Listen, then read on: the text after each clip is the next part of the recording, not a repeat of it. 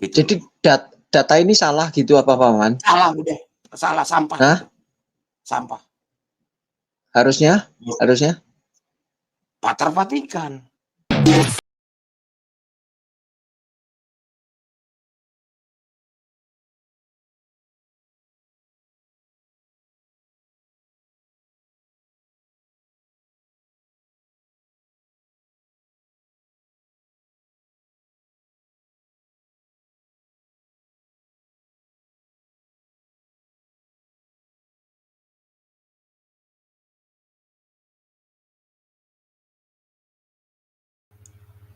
Iya sih, sisi Sima ya mendorong awal terus. Nggak ada, saya nggak pernah berhalangan, nggak pernah apa. Masalahnya kalau saya nggak nyebut ayat, langsung ditendang Sima.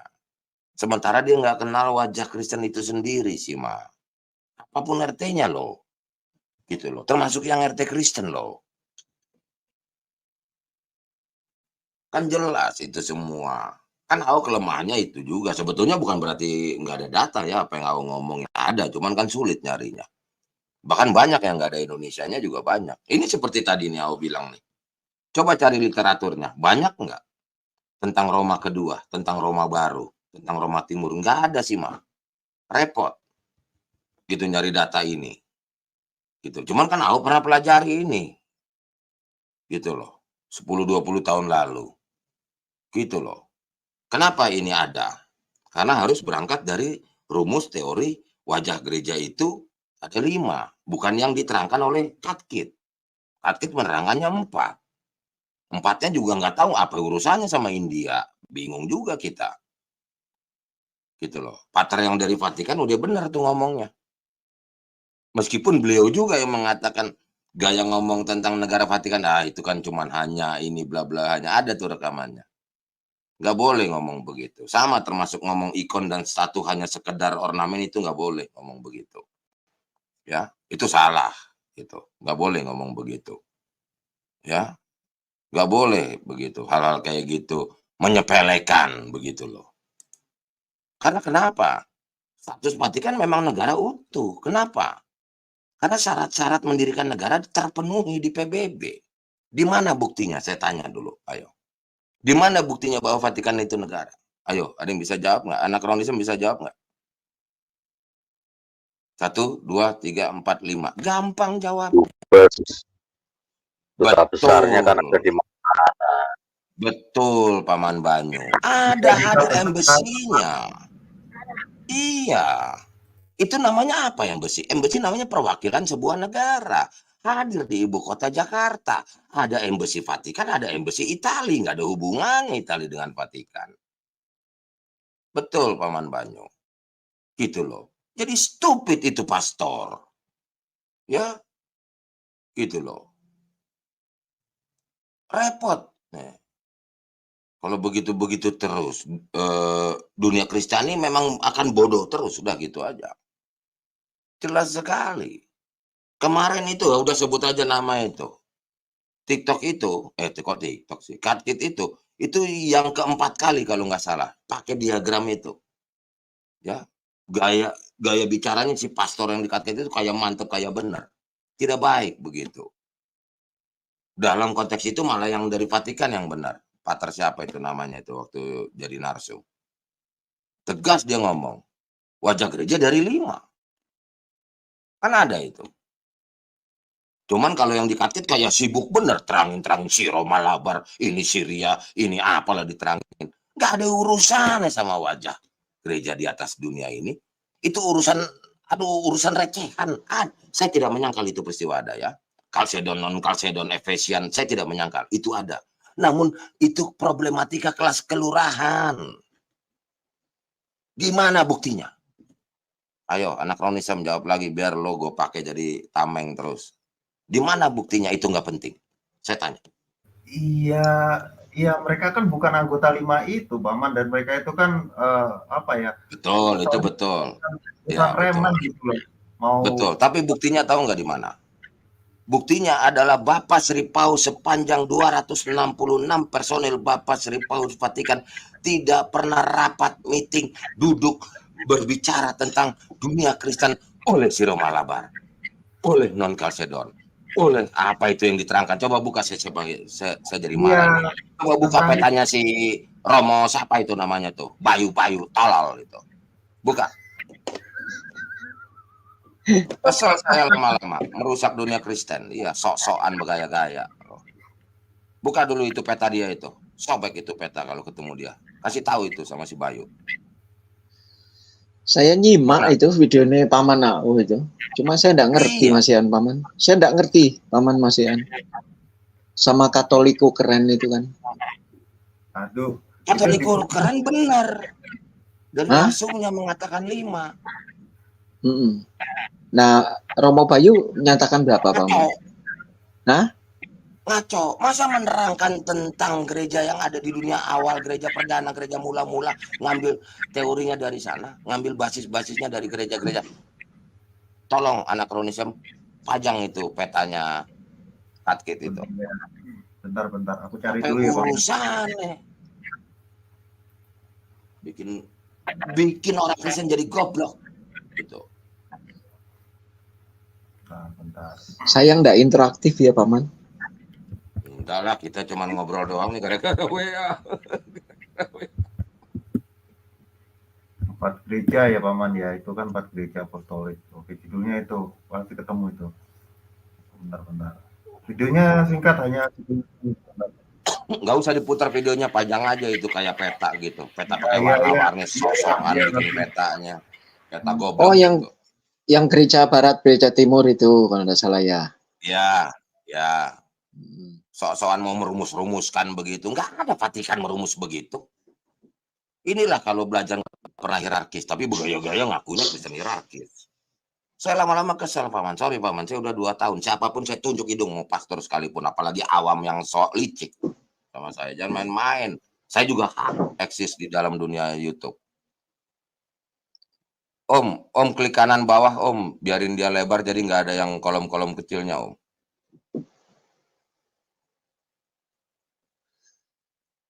Nah, ngapain ngerumusin begini? Coba baca. Tunggu, aduh mata saya nih, pala saya mesin deket.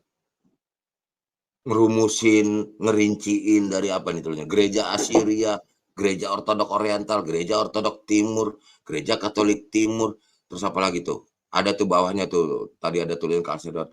Ngapain lu bikin gambar beginian? Ngerti nggak? Ini urusan ranting. Ngerti nggak tuh kalau pohon induk, pohon utama, ya jauh urusannya. Gitu loh.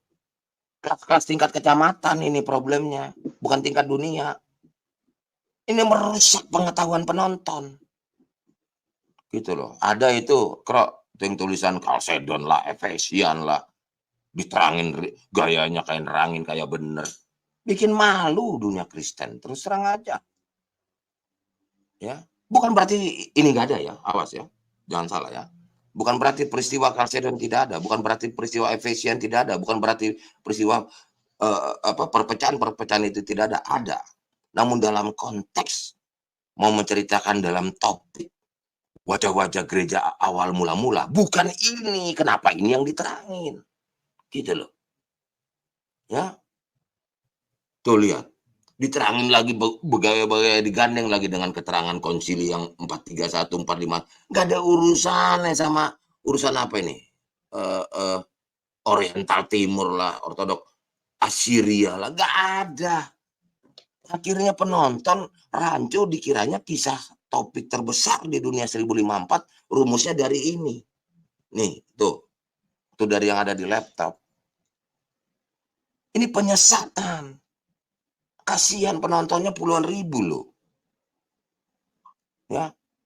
Coba putar sekali lagi itu yang dari Pater Vatikan. Dia yang bener ngomong. Ada 5 gereja dari awal. Gitu loh. Ya. Gimana Friendly kalau udah begini dunia Kristen? Malah orang yang kita nggak duga memberikan hal yang keliru loh. Gak ada Om sejarah gereja dari tahun 30, tahun 70, tahun 100 lah, tahun 200 lah mengambil diagram semacam ini. Tidak ada. Gitu loh. Susah saya jawabnya, Paman Joseph Randy. Angel, ini saya paman. Iya, saya dilema karena pelaku yang keliru pun jajaran rohaniwan soalnya. Gitu. Jadi data ini salah gitu apa paman? Salah udah, salah sampah. Hah? Sampah. Harusnya Pater Vatikan. gimana? Keterangan dari pater yang di Vatikan itu yang diwawancara itu. Oh, iya. Nanti saya mau coba putar ah. Saya kadang-kadang muter belum sampai setengah ketiduran. Ya capek. Banyakan tontonan toh. Cuman kan gini kan keren om. Nontonnya om. Diagramnya, warnanya, gambarnya bening. Kayak bener aja semua begitu loh. Kayak mantep sekali. Kayak keterangannya enak. Dilihat dibaca ada. Ya toh lengkap. Kayaknya kan. Ada tahun. Ada penamaan. Ada gambar begini. Gambar begitu. Kan enak ditonton om. Apakah benar ini infonya? Sampah itu. Ya. Nah, tuh si Magaruda yang biasa suka protes tumben dia benar. Ini benar si Magaruda ngomong. Betul si Magaruda. Betul. Terus ditambah lagi dengan Konstantinopel dan Antakya. Jadi lupa lagi.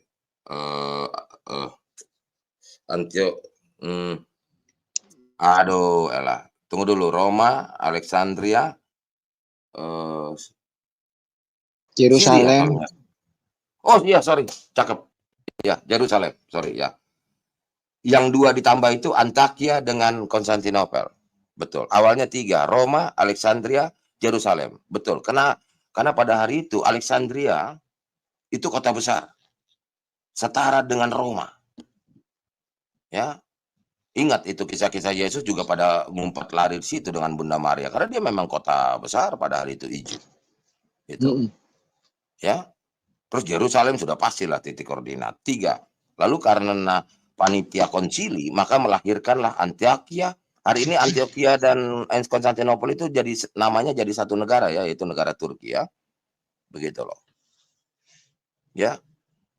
Namun ini gambar yang warna kuning, hijau apa segala yang menyuarakan kan orang terkenal.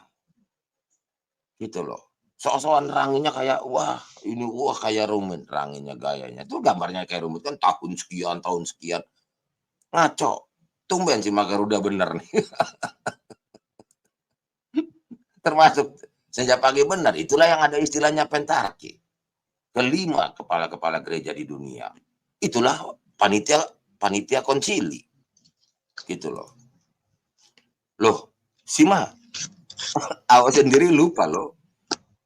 Yerusalem yang terakhir ya. Bukan Sima. Konstantinopel terakhir. Karena dibikin sama anaknya si Kaisar. Anaknya Kaisar itu yang bikin. Kaisar apa om? Om, waktu penjajahan terakhir Romawi itu lupa gue. Apa saya berpikir. Gitu loh. Iya nanti periksa lagi deh. Iya. Mana ini? Konstantinopel berebut nomor 2. Iya. Ada betulnya Sima udah baca rupanya. Kalau saya sudah kelamaan bacanya Sima. Sudah 20 tahun lalu jadi lupa dah. Ya, terima kasih Sima mengingatkannya. Begitu loh. Ya. Iya senja pagi. Kalau tidak berangkat dari pentarki, nanti nggak ngerti sejarah yang lain. Karena sudah salah dasar. Saya tanya sekarang sama si Magaruda, sama siapa semua ini yang nonton. Ayo, kita bahas dulu tentang gambar ini. Ini anakronisnya udah kabur kali ini, dia tinggalin nih tayangannya nih. Ayo, kalau seandainya penggambaran ini nih, sekarang nih saya tunjuk laptop ini. Ini yang warna-warni. Kalau berangkatnya dari sini, suruh jawab dulu. Kalau berangkat dari sini, bagaimana kisah pentarki? Di mananya coba? Suruh terangin itu sama yang punya gambar itu. Sama YouTube itu. Gitu loh. Akro jangan kabur dong, lo main tinggalin kabur aja. Masih. Dia malah dibuang lagi orang lagi. Ya jenengan piye toh? Orang gambarnya lagi diomongin, malah dibuang. Iya, oke. Ya. Tapi papan tulisnya enggak kelihatan, Paman. Ya, Paman bisa ya. Silakan, Paman. Ketutup itu tulisan live. Posisinya Paman, di posisinya diubah nggak? Bisa di-switch nggak? Aku posisiku di bawah gitu kan, di atas gitu, biar Paman yang di bawah. Nggak usah, udah gini aja, cuman iseng doang ngobrol kok. Nih, lihat. Coba ya. Oke, sekarang gini aja deh ya.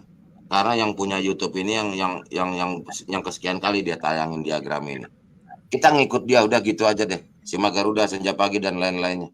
Udahlah, kita percayalah sama YouTube-nya Katkit yang ini. Ini bukan pertama loh ya. Kalau nggak salah itu udah 4 kali dia tayangin terus untuk meyakinkan penontonnya. Oke, sekarang kita ikut ini. Ya, bahwa sejarah gereja demikian. Saya tanya, bagaimana tentang kisah Pentarki? Suruh jawab dulu. Bagaimana kisah Roma Baru, Roma Timur? Dari berdasarkan ini. Gitu. Terangin, bilang.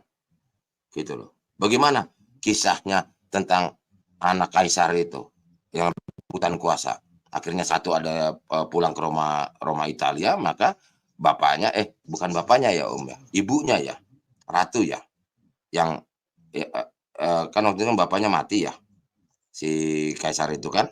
Terus anaknya rebutan kuasa, terus kalau nggak salah ada kisah gereja, anaknya ada yang sedikit autis atau apa begitu, akhirnya mau jadi kaisar juga, dibikinin. Itu yang diistilahkan Roma Baru garis miring Roma Timur garis miring Roma kedua. Titik koordinatnya Konstantinopel. Gitu loh. Anaknya Kaisar Konstantin itu. Gitu loh. Dari mana rumusnya kalau kita pakai yang gambar yang ada di sini? Coba suruh jawab. Itu yang saya selalu khawatirkan. Salah dasar, salah semua akan hal-hal lainnya. Terbukti. Gitu loh. Ya, terbukti jadi kacau. Namun puluhan ribu, bahkan ratusan ribu penontonnya. Ya, gitu loh. Oke, baik, itu satu. Kita mau nggak ngebahas AB tadi? Anak Indonesia mau bantu nggak buka tentang kodak. Oke. Ini sebentar ya. Ini berarti dimatiin ya. Udah puas ya Paman? Ya udah. Ya. Pokoknya Bapak 2002 sorry ya. Akhirnya saya serius menjawab tentang diagram ini. Kalau mau bukti terus terang saja. Saya pernah bicarakan dengan Pak Budi. Saya nanya, aduh bikin malu, saya bilang salah. Pak Budi masih ada rada-rada bela waktu itu. Enggak, mungkin dia maksudnya gini-gini. Enggak bisa Pak, saya bilang. Itu tahun lalu saya sudah ngomongin. Ini diagramnya sama. Maka itu saya ingat benar ini diagram udah 4 kali ditayangkan. Gitu loh. Ya, akhirnya saya hari ini nggak tahan. Kalau saya biarkan ini, saya dosa. Ya, saya dosa. Ajaran Kristen yang kayak begini-begini, saya biarkan, saya dosa. Ya, oke, kita ganti topik. Anak Kronisem, terima kasih mau membantu di sini. Kita buang aja diagram itu, saya tegaskan itu keliru.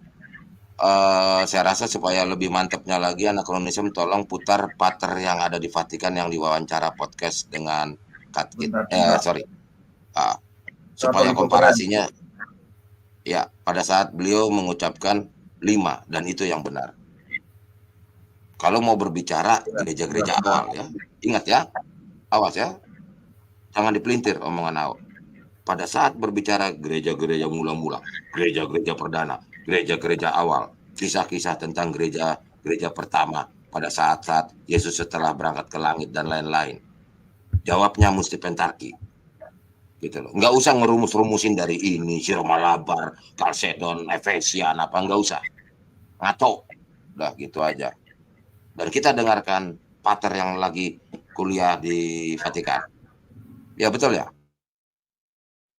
Atau lagi ada kunjungan, lagi apa, saya sih nggak tahu juga dia berangkat ke sana ngapain. Gitu loh. Pokoknya diwawancara aja, udah gitu aja taunya lah.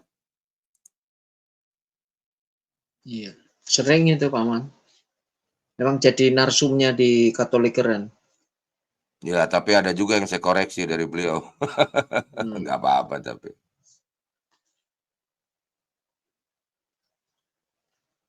Saya agak jarang sih nontonin orang Indonesia. Pusat jadi juga males. Katolikan pada waktu itu ya. Ada di Alexandria, di Konstantinopel, dan juga di